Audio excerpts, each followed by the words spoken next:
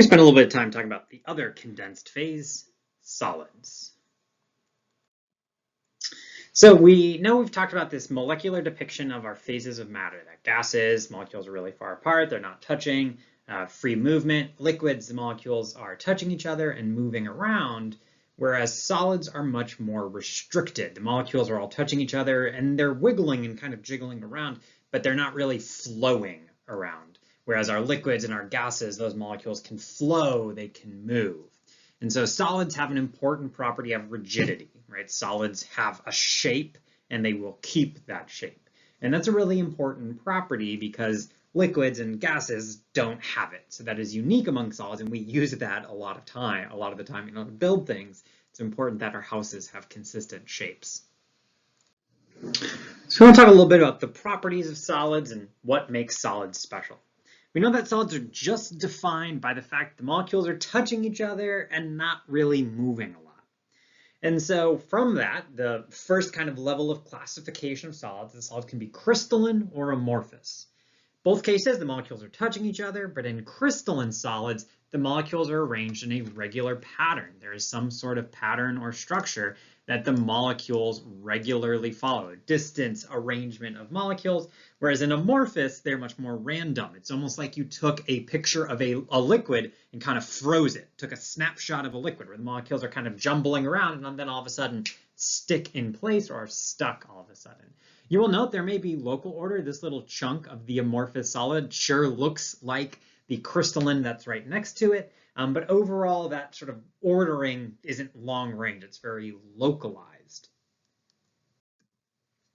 And so for a given molecular formula, say SiO2, silicon dioxide, you could have both crystalline and amorphous forms of that solid that purely come from how they are prepared, basically how they form, kind of this physical setting that you form those in.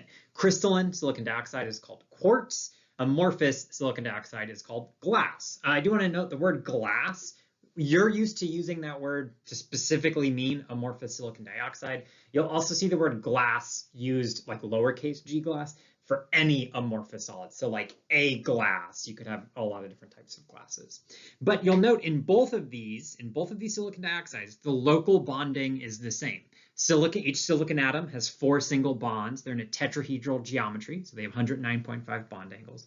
And each oxygen would have 2 bonds and 2 lone pairs, just like you'd kind of predict from Lewis structures of these things. The difference is entirely in the long-range ordering.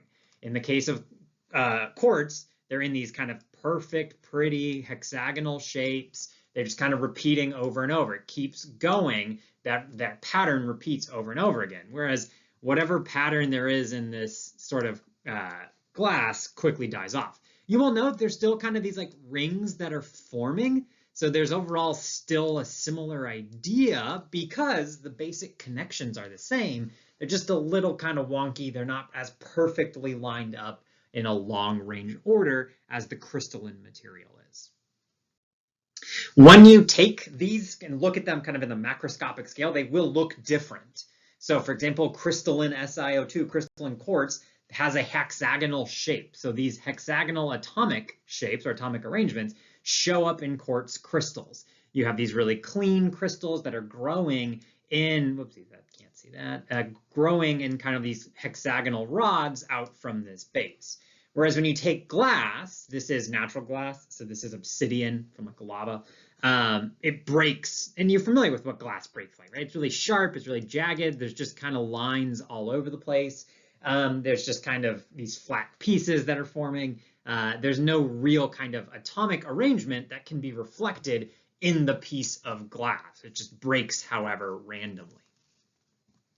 And if you're ever at the Houston Museum of Natural Science, Colin Hall of Gems has plenty of beautiful crystals, huge, beautiful crystals that have shapes that reflect. You can figure out how the atoms are arranged in the crystal. Are they hexagons? Are they cubes? So you can see that in the crystal just like you can for this piece of quartz.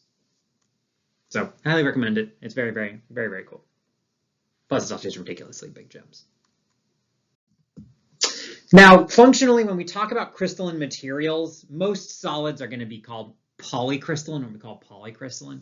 where you have lots of small crystals that are kind of jammed together in what are called grains. So if you've ever heard that, talking about the grain of like a gem. So this idea of like if you had like a piece of like a solid, like a chunk of solid that you could touch and see that is all just one perfect crystalline material, like front to back, the entire thing is a perfect crystal. That would be really, really hard to do. It'd be really hard to grow because everything has to happen perfectly, and that's hard to do in real life. We call those gems that are like crystalline like that, we call them flawless.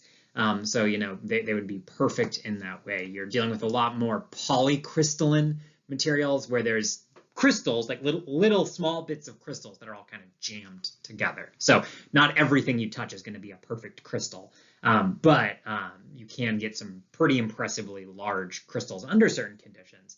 And polycrystalline materials still have a lot of the same behaviors because it's just kind of big chunks of crystal still. All right, so it's more kind of general, there are a couple ways that we kind of characterize or talk about solids. And there's three big kind of properties that we want to talk about. They are hardness, melting point, and conductivity. So hardness is like a word we use to talk about solids in like kind of our everyday life, but we're going to talk about a technical definition that is the tendency of a solid to scratch. It's not breaking of the solid. We'll get into that. But melting point is what we think the temperature of the phase change, right? What temperature do you need to heat up your solid till it melts? And conductivity is transmitting heat and electricity. So something that is conductive, a solid that is conductive, will transmit both of those. So conductors are material solids that conduct heat and electricity. Insulators do not conduct. So both of those are useful in their own kind of application. Sometimes you want conductive materials like the copper wiring in like running the electricity to your house, but insulators like the insulating foam around your house are also useful when we don't want heat to flow, or the insulating material that your oven is made of. So that way the rest of your house doesn't get to the temperature that's inside the oven. And all of these properties are going to depend on what is holding that solid together. All of these properties are based on kind of what is making this solid rigid in its own solid way. So we do want to spend a little bit of time talking about hardness. So you may have heard of something like the Mohs hardness scale, and you may have heard something along the lines of like diamond is the hardest material there is. But it's important to note that hardness does not mean strength. Diamond is not the strongest material out there because that's a hard thing to judge. There's a lot of different ways that we can characterize how strong a solid is, how rigid a solid is. Hardness means the resistance to scratching.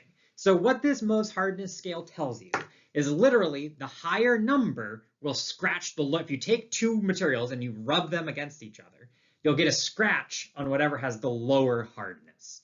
So for example, if you take a piece of steel and you rub it up against a diamond, the diamond will not have any effect on it, whereas the steel would have a scratch. You'd be able to see the effect on there. So like your fingernail can scratch up talc, which is like chalk, but your fingernail cannot scratch a piece of fluorite because your fingernail is weaker. You wouldn't be able to kind of break pieces off of it. In much the same way that you don't expect you can scrape a piece of steel and have it show or anything like that. So that is really what hardness is about. There are other measures like toughness, which is a technical term, that measures how much something can kind of deform before it breaks, right? How tough a material is to break to cause to snap. One of the other things that come from these ideas of hardness, we think about diamond as being so hard. You think like, oh, diamonds are the best gems because they're going to be the best things around. But corundum, which is the type of mineral that rubies and sapphires are made out of, is also still very, very hard. And steel, like the most common hard thing you interact with, is much, much softer than corundum. You're not going to be scratching rubies and sapphire gems. So when there's a lot of marketing about diamonds are the only thing that lasts forever, just remember that that's really, your diamond isn't going to scratch. Don't worry, you'll see what can happen to diamonds later in this video. Hard solids tend to be more rigid. So things like ceramics. So ceramics is a technical term for types of solids. But the ceramic plates that you're used to are a type of ceramic. And so ceramics are really hard. They're really rigid. That's why we use them for things like dining plates, because they don't tend to bend. If you put a weight on them, they're going to stay still. But metals do tend to not be that rigid. If you've ever had like a metal cup or a metal bowl, they tend to get dings and dents in them if you've used them, especially like in like a camping context or outdoor usage. They have some wear and tear on them, and you'll see it. But they don't necessarily break, they just kind of get dents on them. Whereas ceramic plates do not get dings and dents in them. Instead, they just tend to shatter. So things that are very hard tend to, when they fail, when they break, fail and break in huge ways. So this is a piece of diamond being smashed by a hydraulic press. So highly recommend hydraulic press channel, very cathartic on YouTube. But so if you put enough pressure on the diamond, it will break and it will blow up like this, right? This is a huge shattering like a piece of glass. Glass is also a relatively hard material. It's hard to scratch glass, but you can see this sort of that when these hard materials do break, they just shatter. Hard materials are very good for grinding. So for something like, say, a drill bit, so these would be, you know, like for drilling, like for oil. So you'd have, you know, these drill bits that, you know, they are made of materials that are very hard, because you can see on this animation here, all they're doing is just rubbing up against the rock. So imagine if it's spinning really fast, it's like scratching the rocks a bunch of times. So you want something that is the hardest material that will break it up, that will rip up the rock that it's going through. And so it's commonly used, people use diamonds. So you get polycrystalline diamonds. You'll note that word. It means it's kind of flawed diamonds. Now that they're only flawed in the sense of like gem usage, but if in terms of if you want to be able to drill through any kind of rock, diamond is going to do it, right? It's that abrasion. It's just going to kind of rip out the rock, scrape it all away. And that's where you really need very hard materials for these sorts of grinding applications. So we can kind of tie some of these things back, these ideas about, you know, hardness, melting point, and conductivity. We're going to talk more about them in applications to particular solids. But one thing we can already say is that, you know, this idea of you had SiO2 crystalline was quartz, amorphous was glass. If you compare the properties of these two, the amorphous solid would have worse properties than the pure crystalline. So an amorphous solid will always be less hard. It will have a lower melting point and a lower conductivity. In this case, both of these are not conductive, but they'll always be worse. And it's because this is kind of the perfect crystal, right? This is the perfect arrangement. This is not. These atoms are not in the most ideal situation. So they're going to be able to break, right? The hardness isn't going to be that high. The melting isn't going to be that hard. And so you're going to have that issue. Another thing that comes from amorphous materials is because an amorphous material is just not ordered, they're all random.